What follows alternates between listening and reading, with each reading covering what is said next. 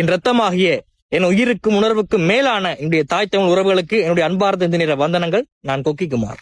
தம்பி, நான் தமிழ் தேசியம் பேச ஆரம்பிச்சு 2வது நாள்லயே நான் ஆரம்ப விஷயத்த மட்டும் இல்ல, என்னுடைய குடும்பையே ஆணிவேர அக்குவேரா நேரம் தோண்டி எடுத்திருப்பாங்க தம்பி இந்த இந்திய இலங்கை புலனாய்வுத்துறை.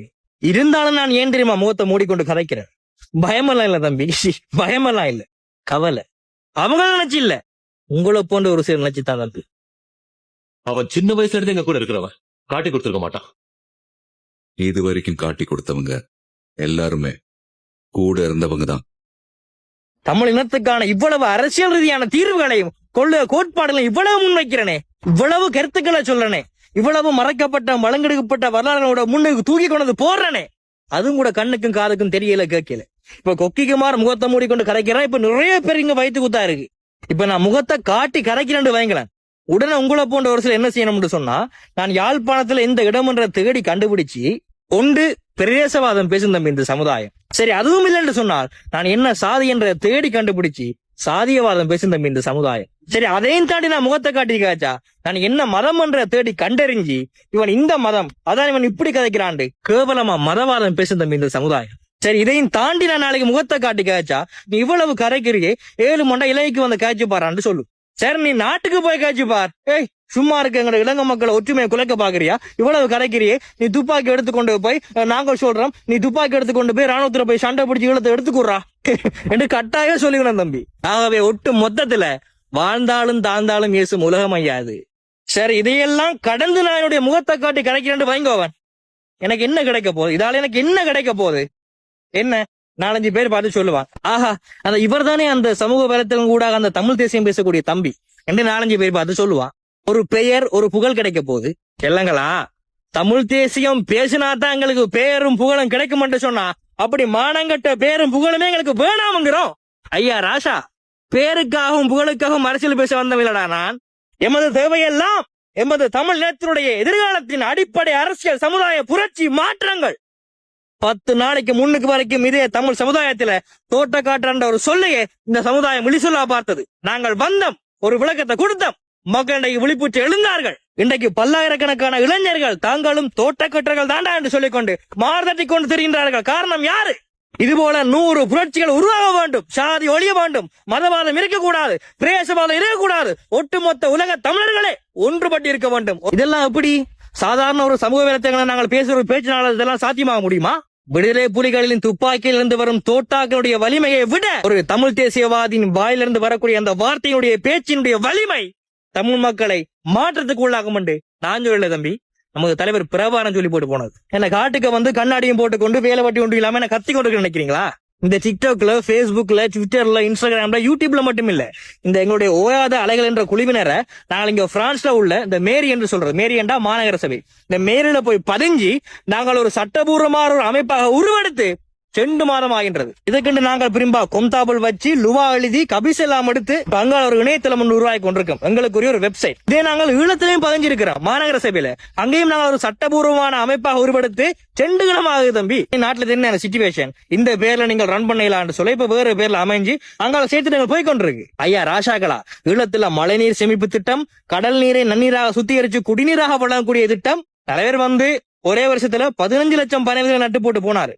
நாங்கள் எங்களால் அந்த அளவு இப்போதைக்கு முடியாட்டியும் கூட ஒரு வருஷத்துல ஒரு 1 லட்சம் பனை நடகை திட்டம், அங்கால மாசுபடுத்தப்பட்ட ஏரிகள், குளங்கள், ஆறுகளை சுத்திகரிப்பு திட்டம், அங்கால புதிய புதிய அணைகளை கட்டக்கூடிய திட்டம், புதிய புதிய இயற்கை சார்ந்த தொழிற்சாலைகளை உருவாக்கி அதில் மக்களுக்கு வேலை வாய்ப்பு வழங்கக்கூடிய திட்டம், மீன் வளர்ப்பு திட்டம் என்று இதுவரைக்கும் எங்களுடைய ஓயாதலைகள் அமைப்பு சார்பாக இதுவரைக்கும் 37 திட்டங்களை நாங்கள் வரைபோட வச்சிருக்கிறோம்.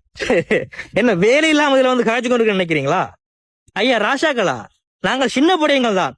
ஆனால் நமது தமிழ் இனம் 200 வருஷத்துக்கு பின்பு எப்படி இருக்க வேண்டும் என்று பாரதி சொன்னதே போல, ஐயா அப்துல் கலாம் சொன்னதே போல எதிர்காலத்தில் கனவு காணக்கூடிய இளைஞர்கள் நாங்கள். அந்த 37 எதிர்கால திட்டங்கள்ல 6 திட்டங்களை நாங்கள் செயல்படுத்துறதுக்கு அங்கு உள்ள மாநகர சபைக்கு போய் ஓஜிட்ட போய் சைனும் வேண்டியாச்சு. உலகின் தலை சிறந்த சொல் செயல் என்பதை போல நாங்கள் எல்லாத்தையும் இதுல சொல்ல விரும்பியல, செயல்ல காட்டுறோம். ஓயாத அலைகள் .org என்று சொல்லி எங்களுக்கான ஒரு இணையதள பக்கம் வெப்சைட் நாங்கள் உருவாக்கி கொண்டிருக்கு. நீங்கள் யாராக இருந்தாலும் சரி, நீங்கள் எந்த நாட்டில இருந்தாலும் சரி, நீங்கள் எந்த மதத்தவராக இருந்தாலும் சரி, நீங்கள் எந்த சாதியை சேர்ந்தவராக இருந்தாலும் சரி, அதெல்லாம் எங்களுக்கு தேவையும் இல்லை, அதெல்லாம் இனி இருக்க விட மாட்டேன். எங்களுக்கு தேவையெல்லாம் நீ தமிழனா எழுந்த மோடுவா. எமது ஓயாத அலைகள் ஈழ தமிழ் மக்களுக்கானது மட்டுமல்ல, இது உலக தமிழ் மக்களுக்கான ஒரு பேரமைப்பு. எமது குழு சார்பாக ஒரு அடையாள அட்டை ஒன்று உங்களுக்கும் வழங்கப்படும். சரி, இப்ப விஷயத்துக்கு வருவோம். ஒரு நாளைக்கு 10-15 கோல் பலவித அச்சுறுத்தல்றா யாருக்கு? நமக்கு. ஆறு நினைக்கிறீங்க? சிங்களவனோ மாற்றி இயக்கமோ இல்ல, அல்லாட்டி உலகத்தில் உள்ள வேறு இனத்தவரோ அல்ல, இதே ஒரு சில தமிழர்கள் தான். சார் தமிழன் தான், வேற யாரு? இந்த நண்டு கதை தெரியுமா உங்களுக்கு? நம்ம நாட்டுல எல்லாருக்கும் தெரிஞ்சதுதான். இந்த நண்டுகளை ஒரு செட்டுக்குள்ள போட்டா அதுல வெளியே வந்து ட்ரை பண்ணும். பின்னாலே இருக்கிற நண்டு வெளியே வரணும்னு மேலே இருக்கிற நண்டை இழுத்து பிடிச்சி கீழே தள்ளி மறுபடியும் சட்டுக்குள்ளேயே போட்டுடும். இப்படியே ட்ரை பண்ணி எந்த நண்டு வெளியே வராது. அந்த மாதிரிதான் நம்ம ஆளுங்க, நம்மளை வளரவே விட மாட்டாங்க. மிரண்டு போயிட்டோம், பயந்துட்டோம். ஐயோ அப்பாப்பா. தம்பி, எங்களை போல ஆக சிறந்த நல்லவங்களையும் நீங்க பார்க்க முடியாது, எங்களை போல கீழ்த்தரமான மானங்கட்ட பயல்களையும் நீங்க பார்க்க முடியாது.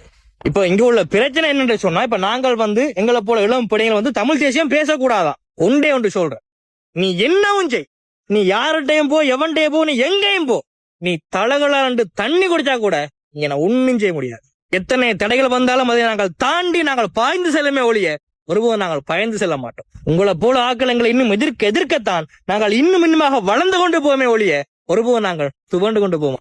இதெல்லாம் பார்த்து பொறுக்க முடியாத ஒரு சில தமிழின துரோகிகள், மாற்று இயக்கங்கள், மதவரியர்கள், சாதி வரியர்கள், அந்நிய கைக்கூலிகள், உங்க எல்லாருக்கும் ஒரு இலகுவான வழி சொல்றேன்.